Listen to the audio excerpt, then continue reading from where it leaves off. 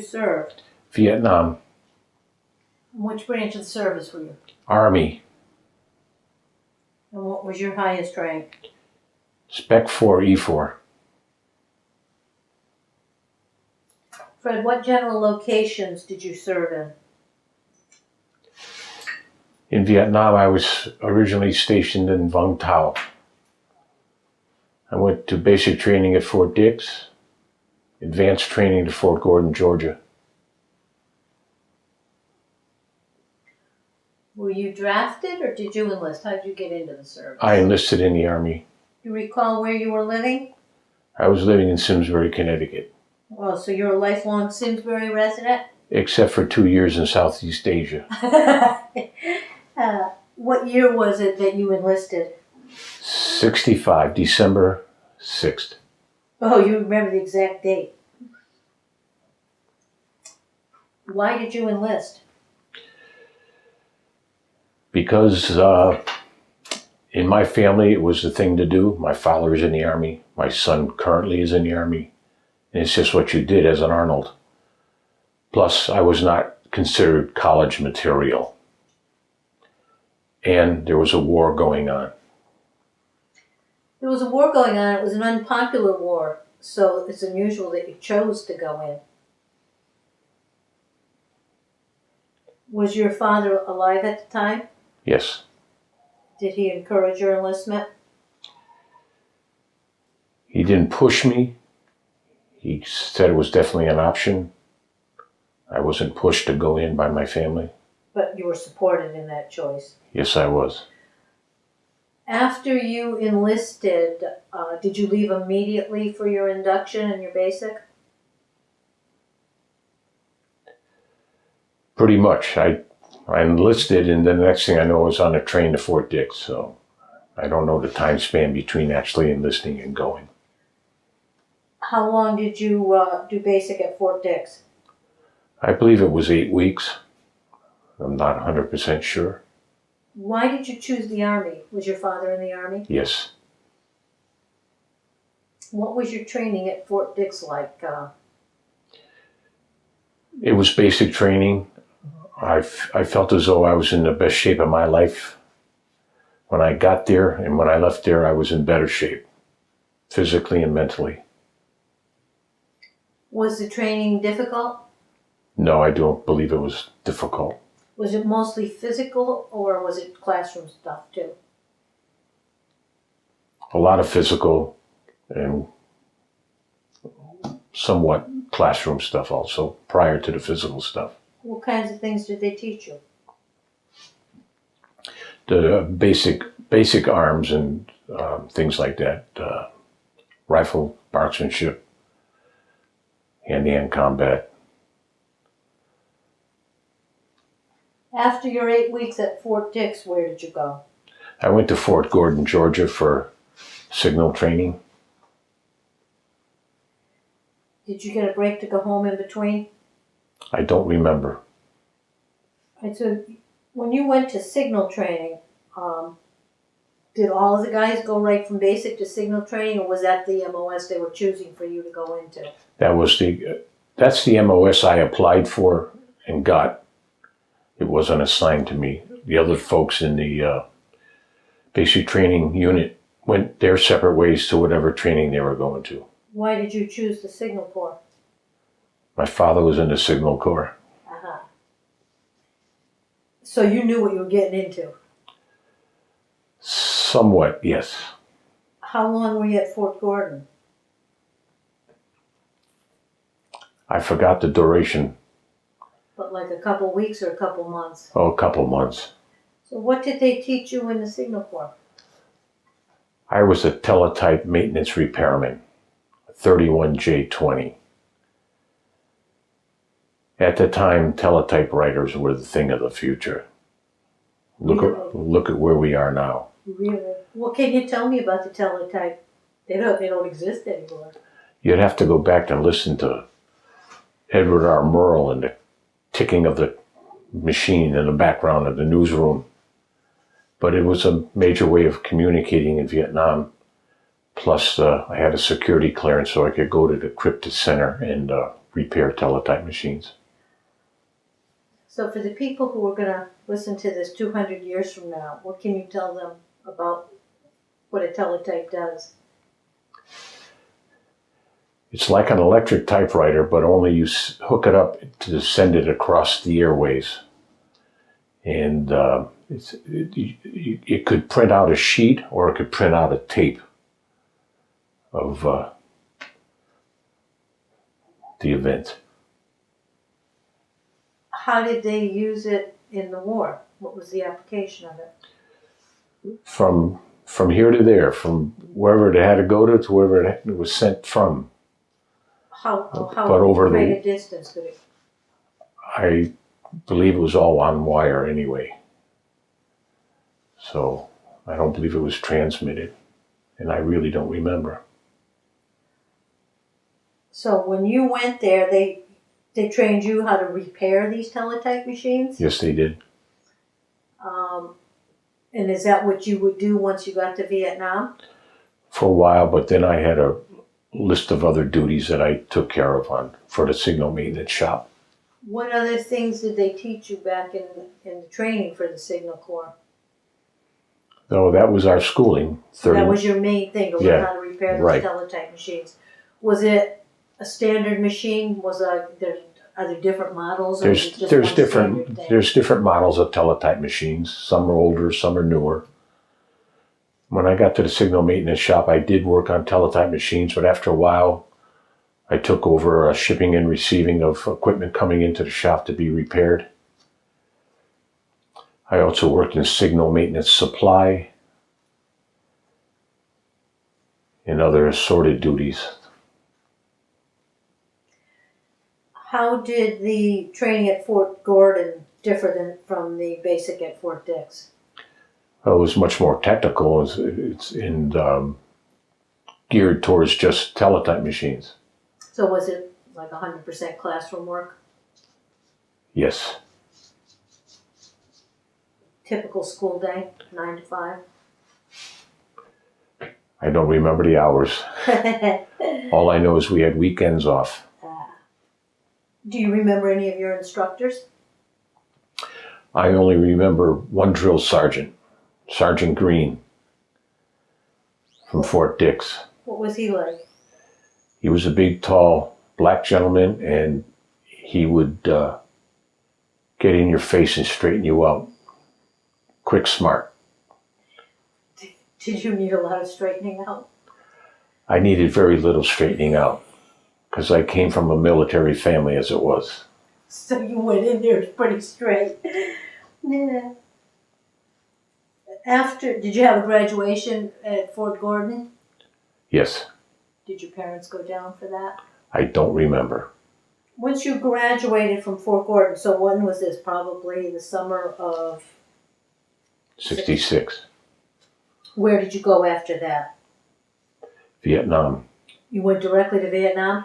Yes, I was in the final phase of my signal training, and they came in and asked for people that wanted to go to Vietnam.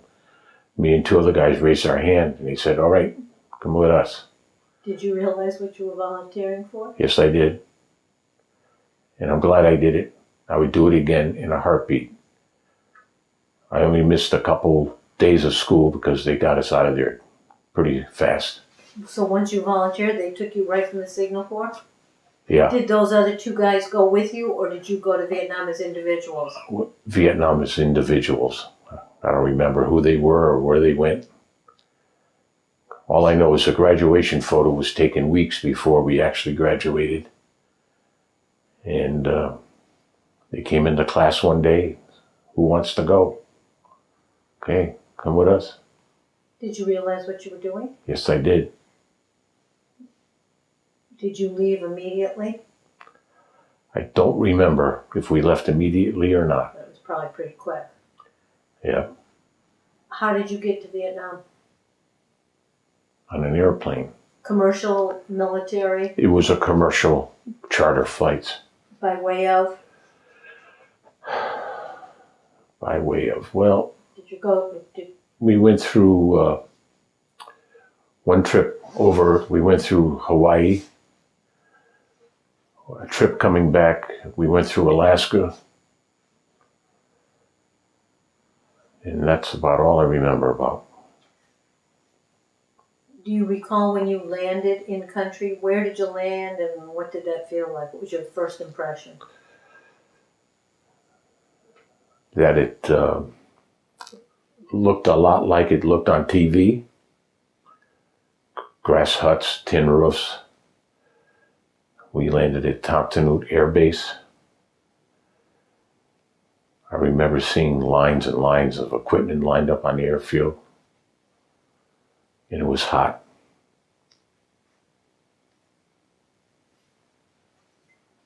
When you landed at Tontanute, did you stay there or did you immediately get transferred to the base you'd be located at?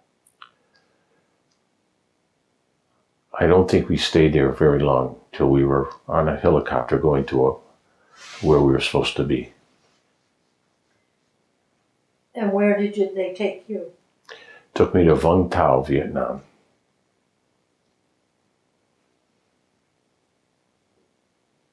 What can you tell me about Vung Tau? Vung Tau was relatively peaceful compared to the rest of the country. It was also deemed a in-country R&R center, that area. My first year there, we were in a villa on the beach, and we would drive to the air base to go to work. The second year, they moved us all back on base. The first year then, when you were on a villa, it was like you were living on your own? It wasn't base housing, so did you have to take care of all your own cooking, cleaning, that kind of stuff? It had its own small motor pool. It had its own little EM club. It had its own mess hall. And the local mama-sans were hired to clean and do laundry. So you really didn't have to take care of yourself. And then you would drive, how far away was the base where you'd have to drive to work every day? I don't know. Are we talking like 5 minutes or 5 hours? Oh, no. Maybe 20 minutes at the most. So your first year, what was your typical day like, and what were your hours? We'd get up, go have breakfast, and go to work. So was it a typical 9 to 5? Most of the time, yes. Once you got to work, what were your specific duties? Well, like I said, I started out as a teletype repairman. Then I moved around the shop doing other duties, like signal maintenance, supply, and shipping and receiving. I also went on convoy duty to Saigon with equipment or to pick up equipment to be repaired.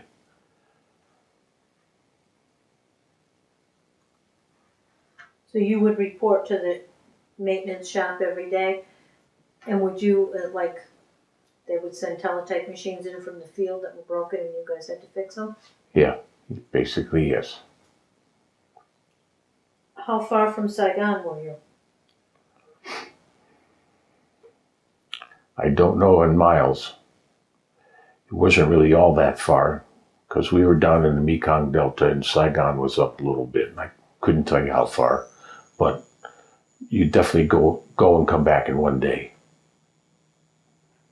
So when you say you had convoy duty to Saigon, what would you do? Take things with you or bring things back? Either or. A lot of times both. Our convoys weren't just signal maintenance. Some of the units would be in the convoy also doing whatever they were doing to get stuff here and there. Sometimes I drove, sometimes I was a guard. How did you get the parts for the teletype machines? Did you always have enough parts? I don't remember really running out of parts, but by going to Saigon, we could stock up on stuff that we might need in the shop. It wasn't just teletype stuff, it was radios and other things like that. Did you have to work on the radios also? No, I didn't work on radios because because you were a specialist in teletypes. Yeah, But there were other guys in the same shop that would be working on Yeah. radios. Yep. Do you have any memorable experiences from your time at Vung Tau? Either in the shop or going to Saigon?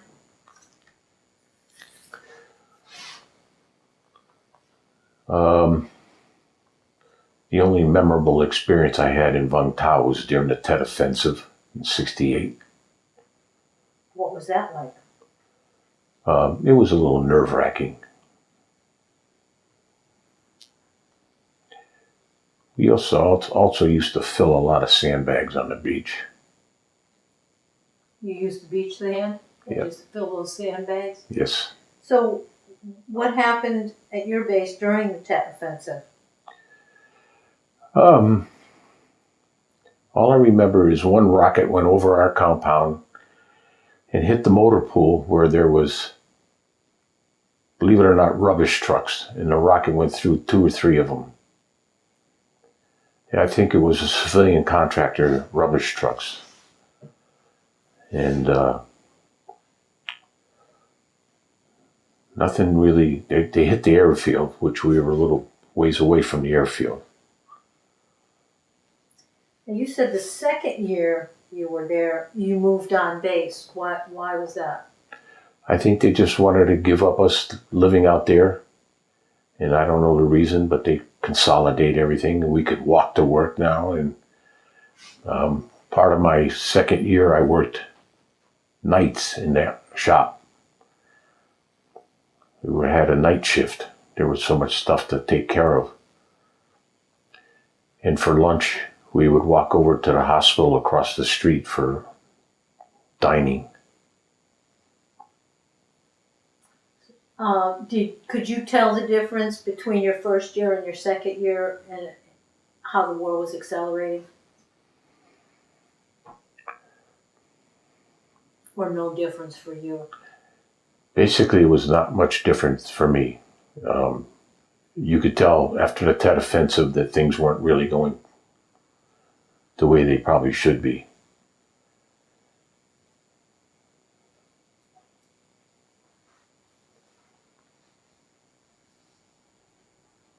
You were more than a year in country. Why was that?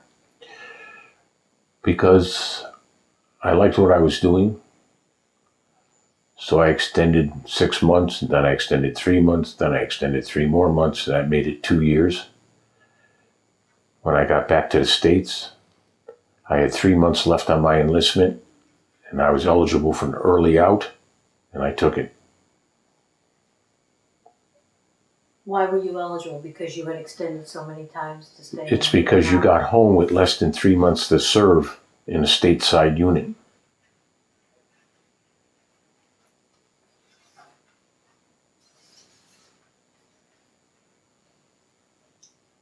Fred, I'm going to ask you a few questions about daily life while you were overseas.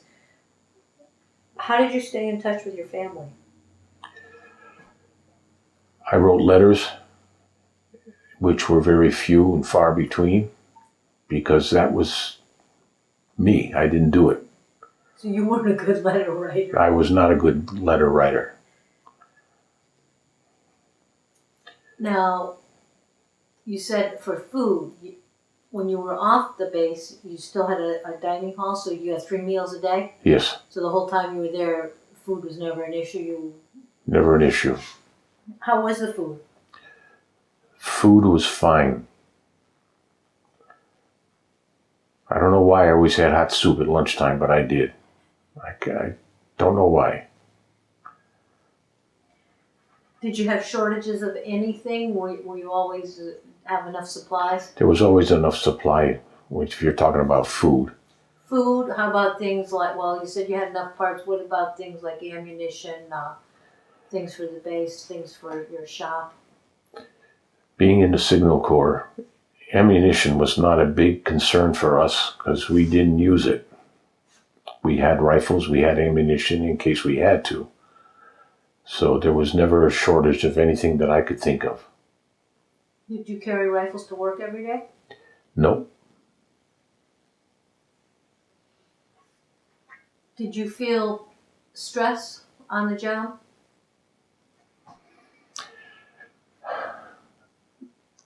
If you compare stress to today's standards, no. The stress today and the way things are going in this country, yes, it's stressful. Today, more than being in Vietnam. Wow. Did you do anything special for good luck? No. While you were at Vung Tau, did you see any USO shows? Yes. Right there? Did the USO come right to Vung Tau? Yeah, saw one. It was Nancy Sinatra.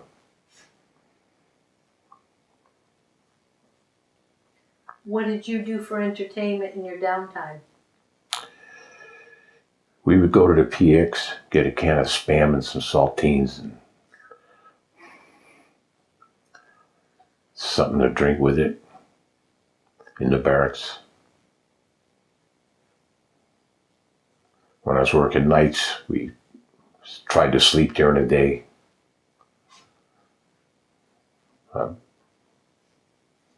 When you would go on your convoy trips to Saigon, did you have an opportunity to stay in Saigon and see any of the sights in Saigon? Or was it strictly military duty and back? It was mostly just there and back. I saw more of Saigon on the news and TV than I did in personal life. Did you have any leave or R&R while you were in country? Yes. I had 4 R&Rs in 2 years. Wow. And people would say, how did you do that? Because you're only authorized 1. The allotments would come down and soldiers would not have the funds or the money to go on R&R. So then they would ask anybody else that wants to go. So I went to Bangkok once and Hong Kong 3 times. Wow.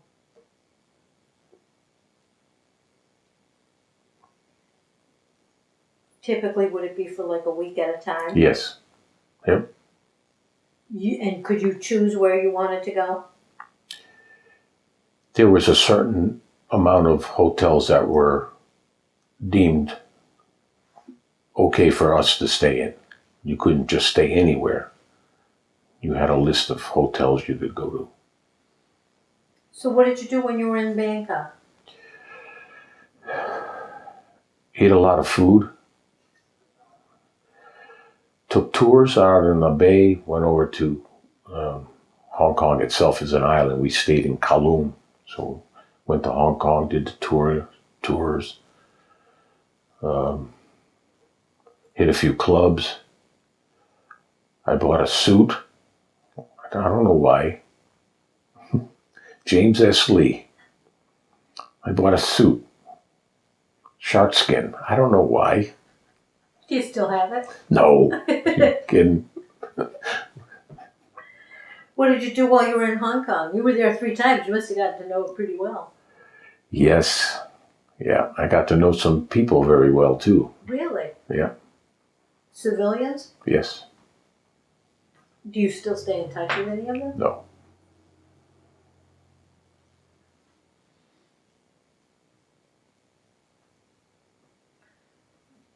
What was your opinion of your fellow servicemen? Most of them were good guys. There was those of us that didn't mind being there, and there was those of them that hated it.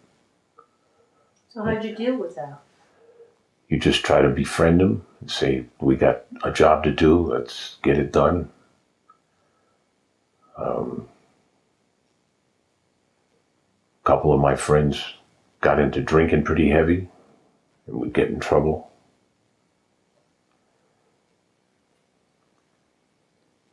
But their attitude was, we're there for each other too, and we look out for each other. And Once you actually arrived in country and found out what it was all about over there, did you ever have any regrets about volunteering to go? no regrets.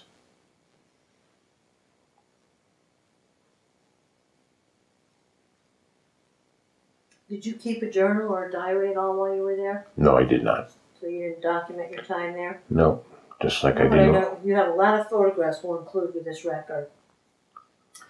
Were you stationed anywhere else besides Vung Tau? As a signal maintenance person, I would go on signal maintenance repair trips to different locations. One was Hill 837. It was a communication site up on this mountain. And we're supposed to be in and out in one day. I got stuck there for 3 days because of what was going on around us and the weather. I could say there the food was not that good. What did you have? I don't Rations? remember, But was rations or was it a dining hall? No, it was a dining tent. Oh. And it was, signal guys to run the comm centers and infantry guys to pull guard duty and things like that. So it was interesting. So you were sent there to repair teletypes? Yeah. You thought you were going for one day and coming back in the same day? Yeah. So you weren't prepared to stay. Did they have regular barracks to sleep in, or did you have to sleep in a tent? We slept in large tents. Not a pup tent by any means, but it wasn't barracks living. Where was Hill 873? 837. Oh, it was 837? I don't know. I looked it up once on a map, but it's north of the Mekong Delta, I believe. What other repair trips did you go into other places outside of Vung Tau? Oh, just outside Vung Tau was a mountain. They had a major communications complex up there, and we would go up there and do work.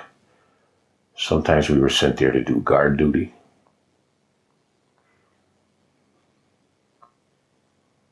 They had guard towers that you would be stationed in for a couple hours a night.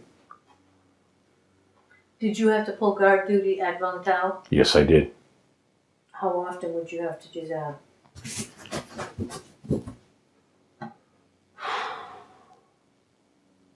Maybe once a month.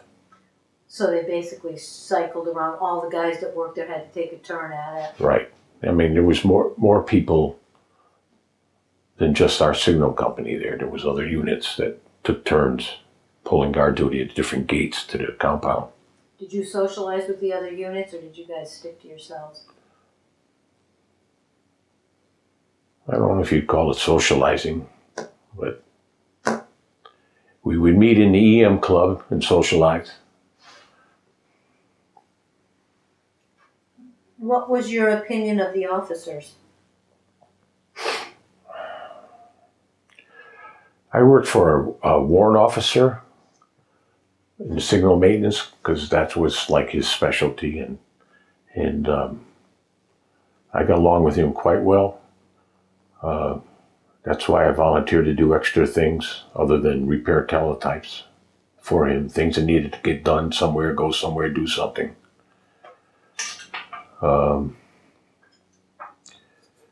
When I first got there, one of the first lieutenants we had was very young and green, and it's like he had no clue, and he would lose his temper, and we'd just laugh at him. How did you take that?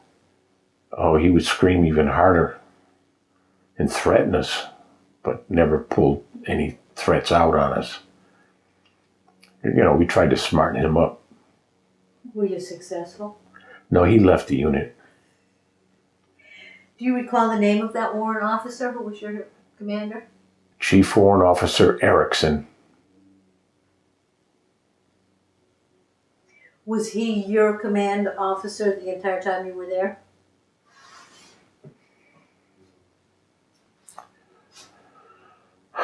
I'm not sure. I think so. I thought maybe he was there the whole time. Then we had, NCOs above us, in between him and us, and different sergeants and things like that. Did you form any friendships with any of the guys while you were over in Vietnam? Well, for years we sent Christmas cards to a couple of my friends. We've kind of gotten away from that now. One of them was Tom Stratemeyer. I think you have a picture of him in Baltimore. I can't think of the other guy's name. Are you in touch with any of them now? No, I am not. Have you gone to any reunions? No.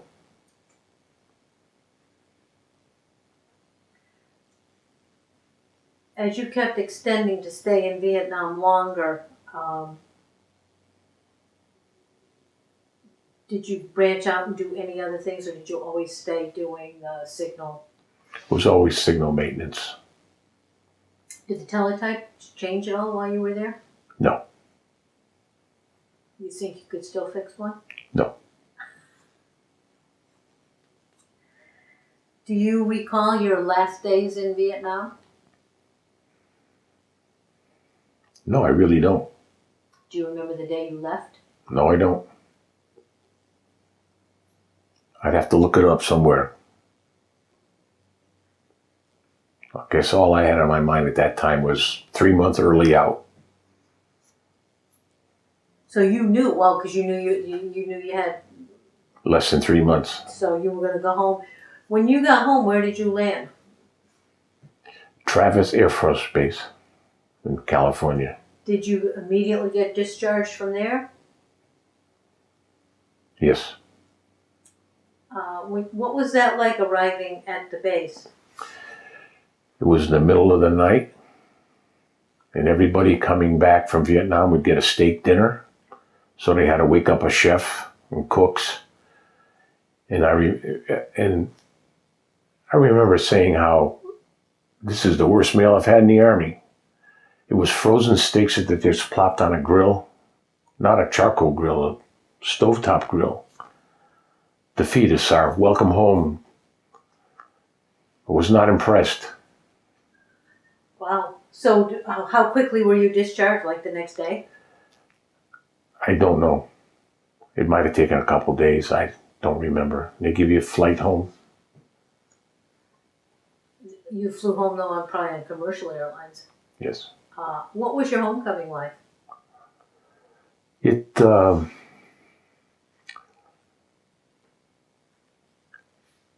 was fine. I had no idea what I was going to do. And for a while, I got a job cutting trees and chipping brush and realized that this is not something I want to do the rest of my life. The riots in the city of Hartford were going on. Full-page ads for police and firefighters.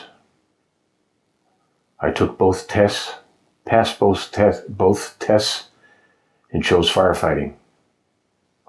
And I did that for 30 years. Wow. Why did you choose firefighting? What it isn't is something I always wanted to do as a kid. No. I needed a job. And this looked like fun. And it was. I was saying, obviously you must have liked it. I did. Where were you a firefighter? In the city of Hartford. Your entire 30 years was in Hartford? Yes, and I was also a volunteer in Simsbury for 26 years. I made captain in both departments. Now, somewhere in there you had time to get married. Yeah, I was, after I got on the fire department in Hartford, a Vietnam veteran Marine that worked there introduced me to my wife on a blind date. So I married my blind date. Wow. And you had one son? One son. Travis, who is presently serving? He's in Germany, 10th Special Forces Group. He just made Master Sergeant. I know he's a Ranger and... No, he is Special Forces Green Beret. Oh. He was a Ranger. So he's Special Forces now, and I know he's been deployed several times. He's been deployed 6 times to either Afghanistan and or Iraq. Did you go back to school at all on a GI Bill? No, I did not.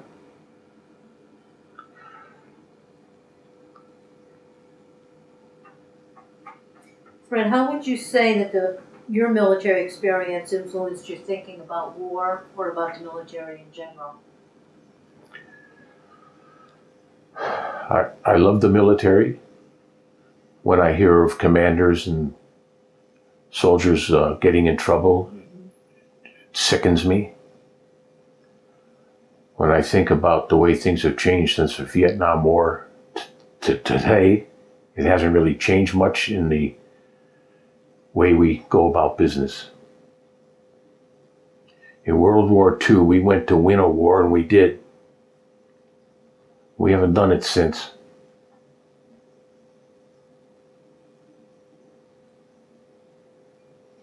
Have you joined any veterans organizations? I belong to the Vietnam Veterans of America, Chapter 120. I'm a life member.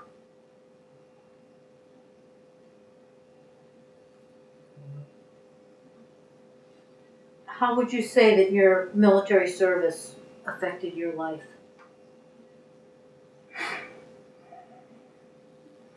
I think it reinforced the way I was brought up.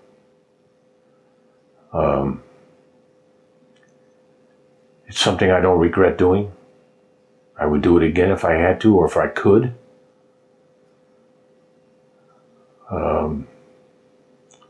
There's a lot to be said for military life, a lot to be said against it and for it, but